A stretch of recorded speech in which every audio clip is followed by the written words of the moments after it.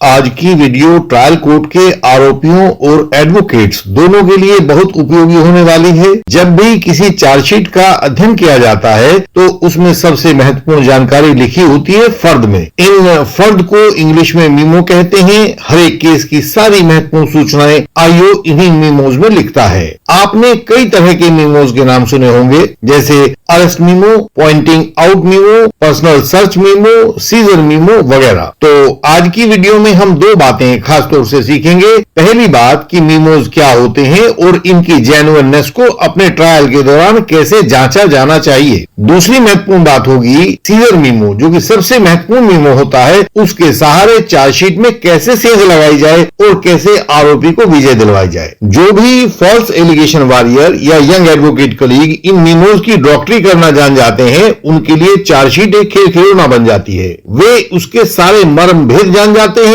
और उसे अपने आरोपी के फेवर में जैसे चाहे वैसे इस्तेमाल कर पाते हैं। जब आईओ किसी भी केस की तफ्तीश करता है तो वह सेक्शन 2H CRPC में बताए अनुसार काम करता है। इस सेक्शन में लिखा है, investigation includes all the proceedings under this code for the collection of evidence conducted by a police officer। और उसके बाद कुछ दूसरी बातें लिखी हैं जो इस वीडियो की बाबत महत्वपूर्ण नहीं है। कहने का अर्थ यह है कि आईओ जिस समय इन्वेस्टिगेशन कर रहा होता है तो उसका मूल उद्देश्य एविडेंस को इकट्ठा करना होता है। इसी से आरोपी की गिरफ्तारी और एविडेंस को भी शामिल किया जाता है जो भी आरोपी से संबंधित रहते हैं। उदाहरण के लिए आरोपी राम सिंह पर गयादीन को गोली मारकर बंदूक जमीन के नीचे दबा देने का आरोप है। तो पहली बात, आईओ राम सिंह को गिरफ्तार करेगा और गिरफ्तारी का मीमो तैयार करेगा, अरेस्ट मीमो जिसको कहेंगे। दूसरी बात, गिरफ्तारी के समय राम सिंह के पास क्या क्या है उसके कपड़ों की तलाशी लेगा और पर्सनल सर्च मीमो तैयार करेगा। तीसरी बात है,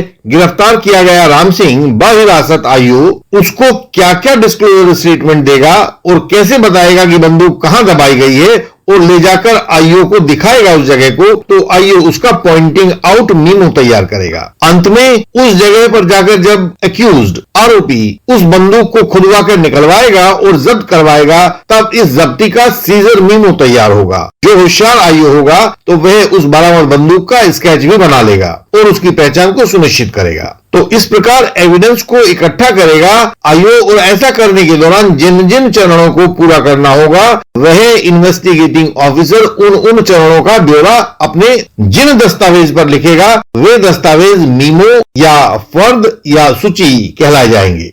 हमारी हर एक वीडियो में आपको झूठे अपराधों से बचने के तरीके और कानून की सही जानकारियां मिलती हैं। ये वीडियोस आपको बचाव के सब नियमों से अवगत कराती हैं। आप अपने सत्य क्लेम को हमारी सहायता से आगे बढ़ा सकते हैं, विजय प्राप्त कर सकते हैं। आप इस वीडियो को लाइक करें, शेयर करें और चैनल को सब्सक्राइब करें। साथ दिए गए बेल आइकन को प्रेस करें ताकि नई वीडियोस आपसे मिस ना हो जाएं।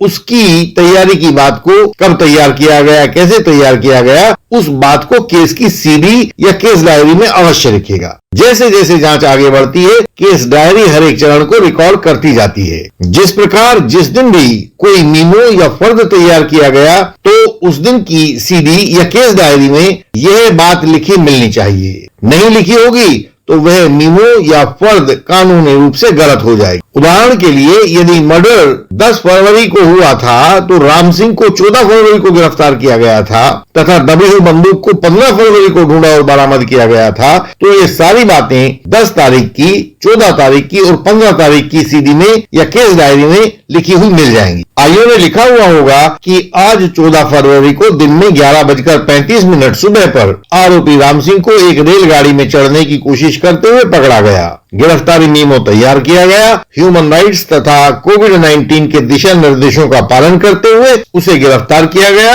हवालात मर्दाना में बंद किया गया। उसको उसकी मर्जी का भोजन दिया जाएगा और संतरी को तमाम हिदायत देकर उसको लॉकअप में बंद कर दिया गया है। ऐसी सब बातें उसके अंदर लिखी मिलेंगी। हम आपको एक केस की सीडी या केस डायरी की फोटोस्टेट दिखा रहे हैं। देखिए, सीडी में सबसे पहले सीडी की संख्या लिखी होती है, कोने पर आप देख रहे हैं ऊपर। उसके बाद उसके नीचे आप चलेंगे तो एफआईआर नंबर भी लिखा मिलेगा। उससे भी नीचे जब आप देखेंगे तो आपको उस दिन इन्वेस्टिगेशन शुरू करने का और इन्वेस्टिगेशन को खत्म करने का यह समय लिखा मिलेगा। उसके भी नीचे चलने पर आप देखेंगे कि विवरण लिखा हुआ है। विवरण का अर्थ है कि उस दिन क्या इन्वेस्टिगेशन किया गया था। इस विवरण में उस दिन की पूरी इन्वेस्टिगेशन का डिटेल्स रहता है। सभी मीमोज या फर्द उसी सीडी या केस डायरी के अनुसार ही बनाए जाएंगे। यदि सीडी में लिखा है और उसका मीमो रिकॉर्ड पर नहीं है तो उस बात को पकड़ लीजिए, आईओ को तबीयत से क्रॉस कीजिए, आपके केस का समाधान निकलकर आपके हाथ में आ जाएगा। अगला सवाल है, सीजर मीमो या फर्द बरामदगी सबसे महत्वपूर्ण क्यों होता है? इसका कारण है इस पर कानून का नियंत्रण होना।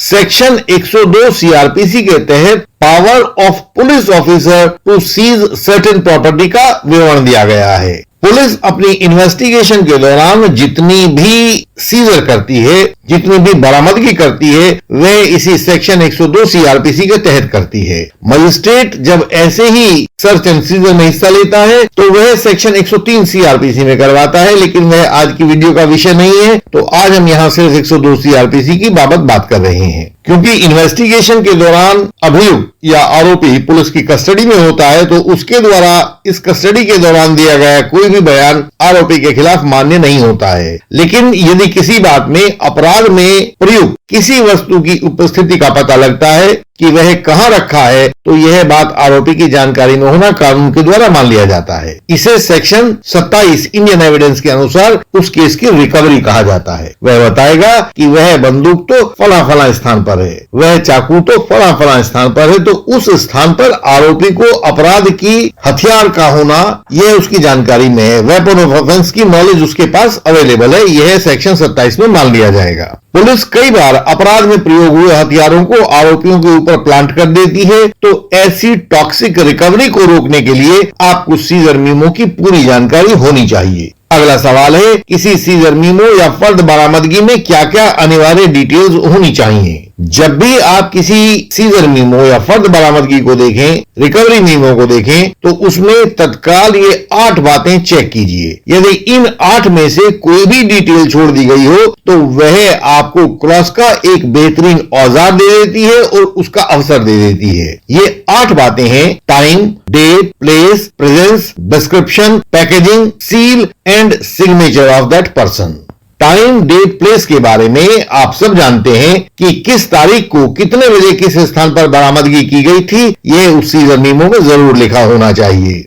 प्रेजेंस का अर्थ है कि किसकी उपस्थिति में यह बरामदगी की गई थी, उसका नाम, पता और हस्ताक्षर उस सीजर मीमो में अवश्य होने चाहिए। आमतौर से पुलिस 1-2 सिपाही की उपस्थिति दिखा देती है या चोटिल और जो चश्मदीद गवाह होते हैं उनकी उपस्थिति भी दिखा देती है। चोटिल या चश्मदीद गवाह की उपस्थिति दिखा देने से उस मीमो की विश्वसनीयता तो बढ़ी हुई नजर आती है, लेकिन जो चतुर एडवोकेट होते हैं उसमें से आईओ के लिए एक कानूनी फंदा भी तैयार कर देते हैं, जो हम आपको अपनी किसी अगली वीडियो में दिखाएंगे। इस प्रकार से सीजर मीमो के द्वारा फॉल्स इंप्लीकेशन वाले केस एकदम से पकड़ में आ जाते हैं।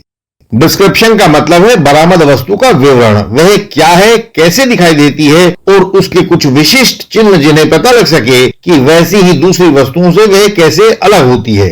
मान लीजिए चाकू बरामद हुआ है तो वह दूसरे सब चाकुओं से कैसे अलग है। इसमें लाल रंग का हत्था लगा हुआ है, ब्लेड की लंबाई इतनी है, दस्ते की लंबाई इतनी है वगैरह। ऐसे ही जो दूसरे वेपन ऑफ ऑफेंस होते हैं उनकी भी डिस्क्रिप्शन वहां पर लिखी होनी चाहिए। पैकेजिंग का मतलब है कि बरामदगी के बाद वह वस्तु किस तरह से लपेटकर, बोतल में भरकर, रस्सी में बांधकर या किस तरीके से कब्जा पुलिस में ली गई है। यह पैकेजिंग ऐसी होनी चाहिए कि बरामद वस्तु का गुण परिवर्तित ना हो। फोरेंसिक सैंपल्स में, मोबाइल फोन्स में और अन्य कई बरामदगियों में यह पैकेजिंग बहुत महत्वपूर्ण हो जाती है। किसी मोबाइल फोन को सीज करना और उस मोबाइल फोन को एरोप्लेन मोड पर ना करना, यह आईओ की एक भयंकर गलती है जो उसने पैकेजिंग के समय की होती है।